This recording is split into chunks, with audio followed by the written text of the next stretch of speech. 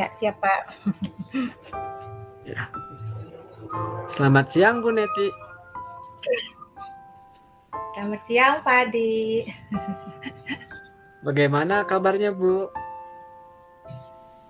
Alhamdulillah baik, Pak Adi. Pak Adi sendiri bagaimana kabarnya? Alhamdulillah baik juga Bu. Gimana Bu? Ya, Terlihatnya Alhamdulillah. ada yang mau dibicarakan nih. Iya, Pak Adi nih lagi agak-agak sedikit bingung, lagi ada sedikit permasalahan, Pak Adi, di sekolah. Gini, Pak Adi, di sekolah ada anak yang masih ingin selalu ditungguin oleh orang tuanya pada saat dia sedang berada di kelas ataupun sedang berada di sekolah gitu, Pak Adi. Jadi anak ini sepertinya belum bisa bersikap mandiri. Padahal kan untuk di umur anak yang ini gitu ya, seharusnya dia kan sudah bisa bersikap mandiri. Mungkin ada solusinya nggak ya, Pak Adi ya? Oh, jadi permasalahannya anak yang nangis gitu Bu ya ketika ditinggal mamahnya Ya, ya ketika lagi belajar gitu. ya, Oh, ya udahlah kita ya, coaching dulu ya sebentar Bu begitu, ya. Pak Adi. Ya, Mm-mm. boleh, Pak Adi. Coba menurut Ibu kira-kira kenapa tuh anak itu bisa menangis saat ditinggal orang tuanya?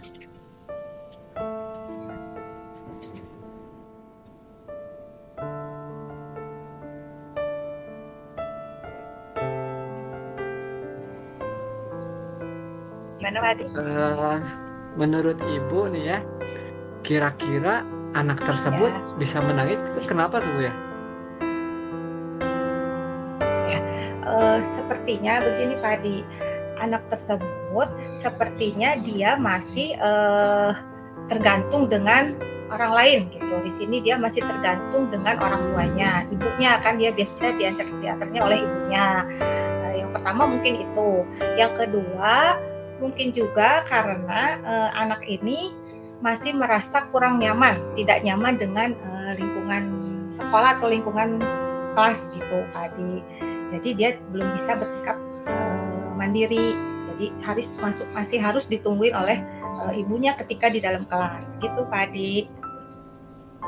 Oh, jadi permasalahan utamanya itu karena anak tersebut belum mandiri Bu ya?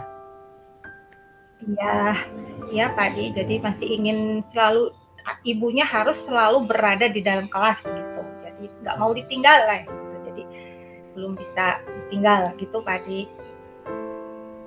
Apakah itu hanya dia satu orang atau yang lainnya juga sama Bu kira-kira? Hmm. Sebetulnya begini Pak Hadi, sebelum terjadi masalah pada anak ini gitu yang sekarang, sebelumnya ada juga anak yang seperti ini gitu Oh, iya. sebelum-sebelumnya. Tahun-tahun ajaran yang lalu pernah juga anak yang bermasalah seperti ini. Anak yang masih selalu ingin ditungguin sama ibunya, nggak mau ditinggal. Kalau ditinggal dia istilahnya apa ya, menangis gitu. Dia ketakutan gitu. Jadi selalu menangis aja gitu tadi. Oh, gitu ya Bu ya. Coba kalau menurut Ibu Ya, eh, indikator seorang yang mandiri itu seperti apa sih Bu? kalau menurut saya indikator anak yang bisa dikatakan sudah mandiri, yang pertama mungkin anak ini tidak menangis, Pak Ade. Anak ini tidak menangis Oh, ketika berada di dalam kelas, ketika ditinggal oleh ibunya. Yang kedua, anak ini seperti tadi tidak tergantung lagi dengan orang lain. Itu mungkin Pak Ade salah satu oh, indikator dari anak mandiri menurut saya. Begitu. oh, seperti itu Bu ya.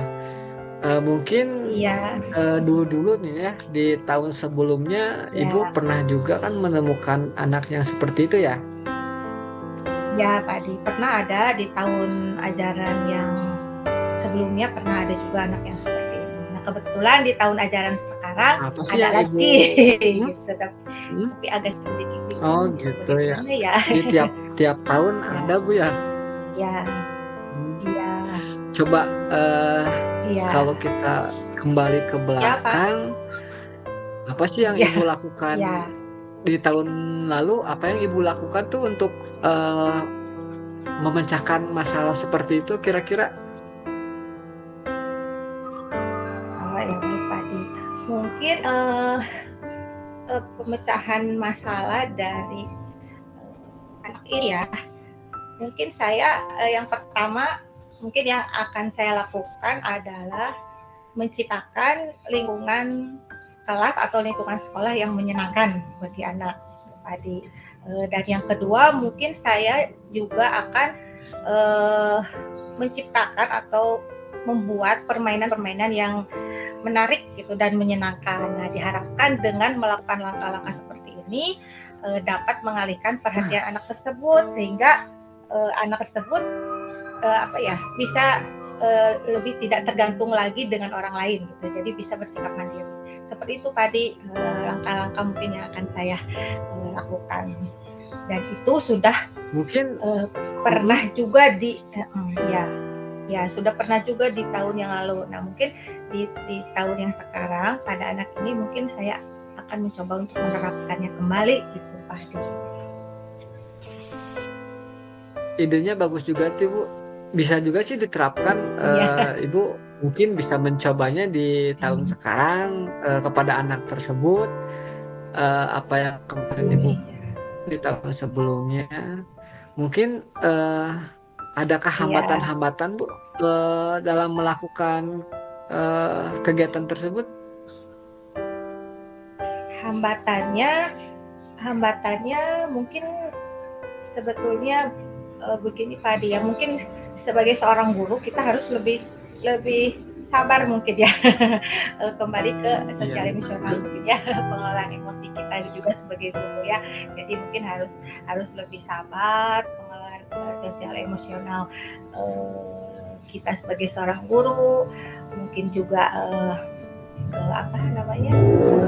anak tersebut juga gitu. Jadi bagaimana caranya melakukan pendekatan lah, melakukan pendekatan yang yang seperti pendekatan kasih sayang lah mungkin. Jadi anak merasa aman ketika berada dekat dengan kita, dengan gurunya.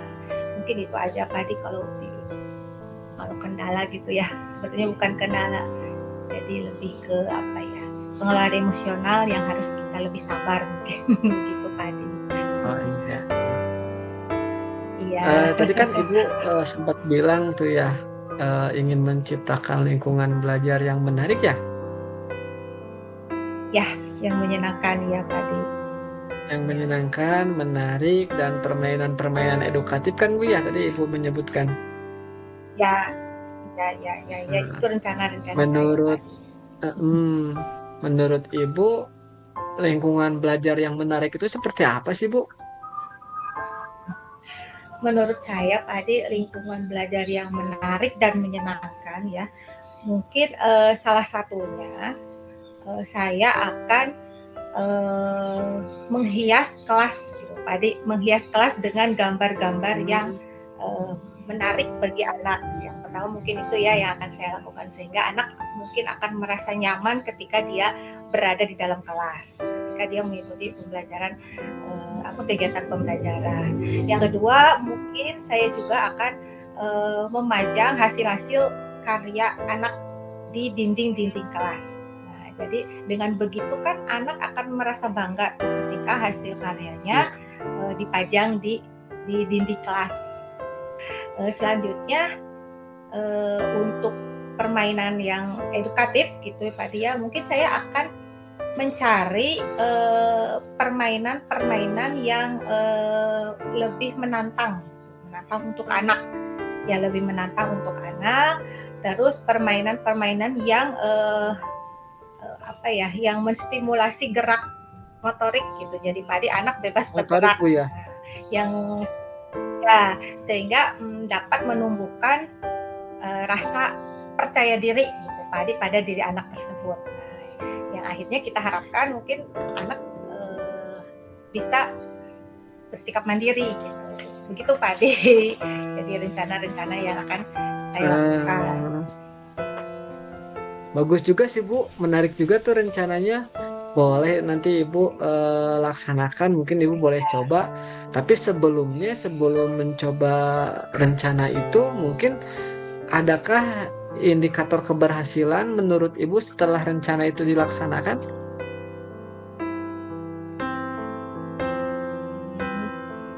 Oh, indikator keberhasilan menurut saya setelah rencana itu saya laksanakan, yang pertama indikatornya ketika anak sudah tidak tergantung lagi dengan orang tuanya.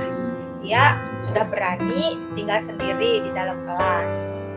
Jadi ibunya sudah boleh keluar kelas gitu ya, sudah boleh, istilahnya sudah boleh pulang gitu. Jadi tidak selalu harus berada di sekolah. Yang kedua, anak sudah tidak menangis.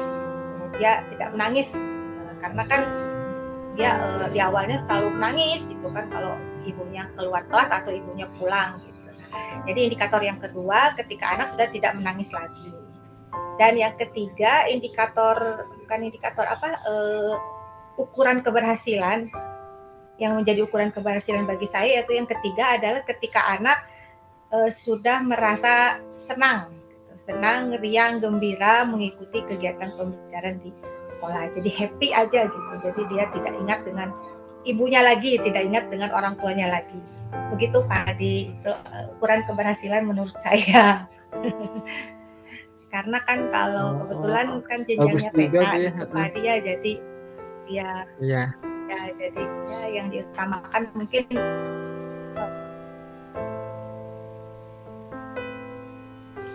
percaya diri kalau di jenjang TK.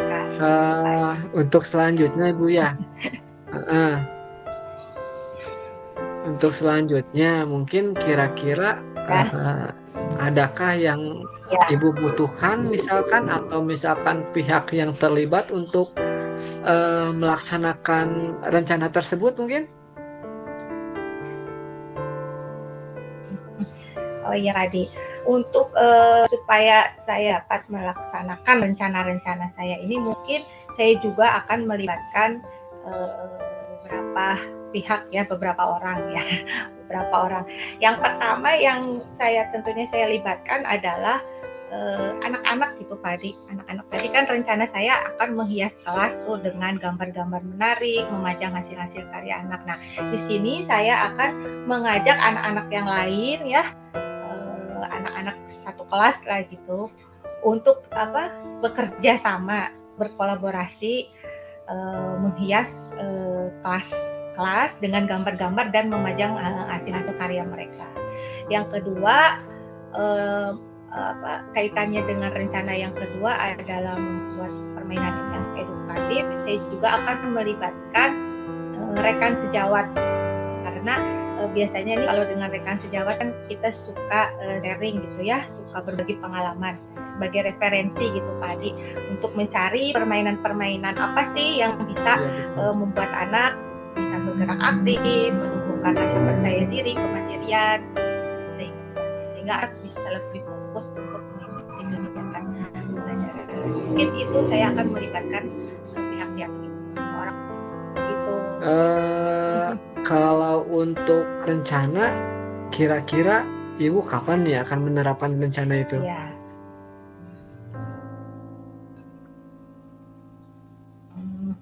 Kalau untuk pelaksanaan rencananya ini Pak Adi, insya Allah saya akan menerapkannya atau memulainya di hari Senin depan.